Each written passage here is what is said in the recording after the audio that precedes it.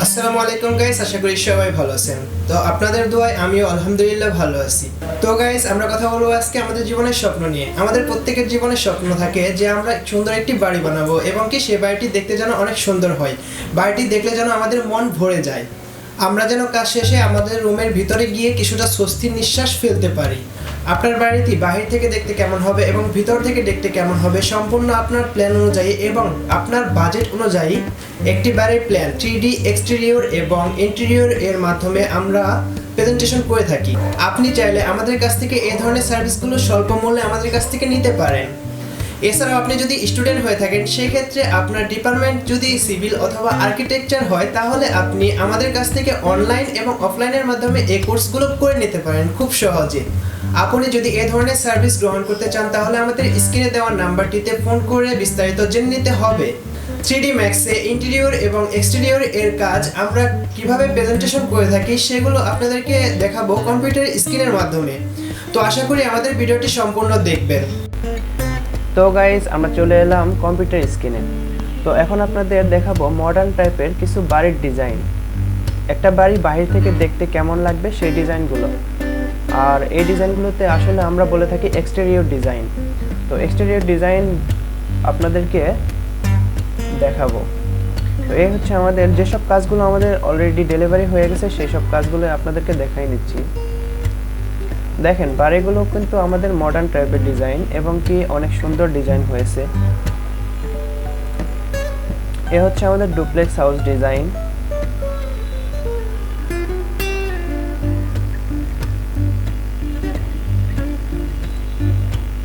এই ডিজাইনগুলো দেখলে অটোমেটিকলি আপনার মন ভরে যাবে। আপনি আমাদের দিয়ে আপনার স্বপ্নের বাড়িটি আপনার বাজেট অনুযায়ী করে নিতে পারেন।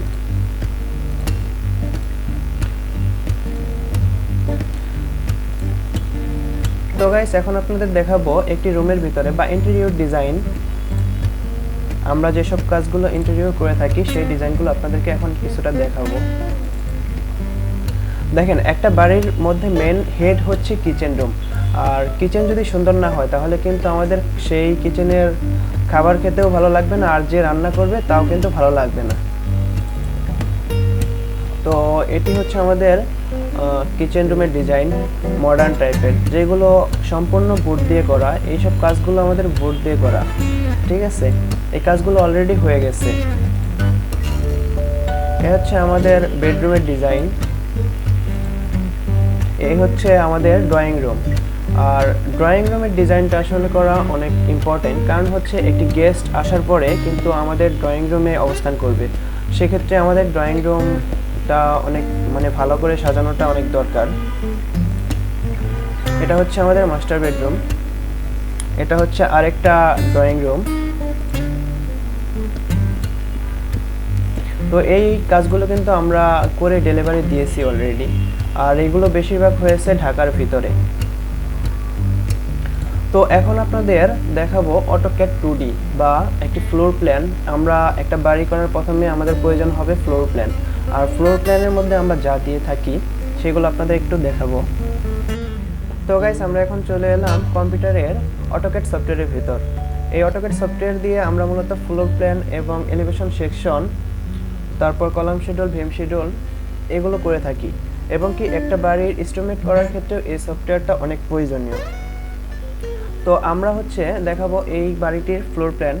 ফ্লোর প্ল্যানটা আমরা মূলত এভাবে সাজিয়ে থাকি যাতে করে একটি ক্লায়েন্ট খুব সহজে বুঝতে পারে তার বাড়ির সাইজ এবং প্রত্যেকটা রুমের সাইজ, কিচেন রুম এবং বেলকনির সাইজ, প্রত্যেকটা জিনিসের সাইজ এ জায়গায় দেওয়া আছে। যেমন এখানে একটি বেলকনি আছে, বেলকনিটার সাইজ হচ্ছে 11 ফিট 8 ইঞ্চি বাই 3 ফিট 10 ইঞ্চি, মানে এই পাশে হচ্ছে 3 ফিট 10 ইঞ্চি এবং এই পাশে হচ্ছে 11 ফিট 8 ইঞ্চি। কোন জায়গায় কি হবে প্রত্যেকটা জিনিসের ফার্নিচার লেআউট সহ এখানে দেওয়া আছে। এই বাড়িটি 2টি ইউনিটে সাজানো হয়েছে। এটি হচ্ছে বাড়িটির ফ্লোর প্ল্যান।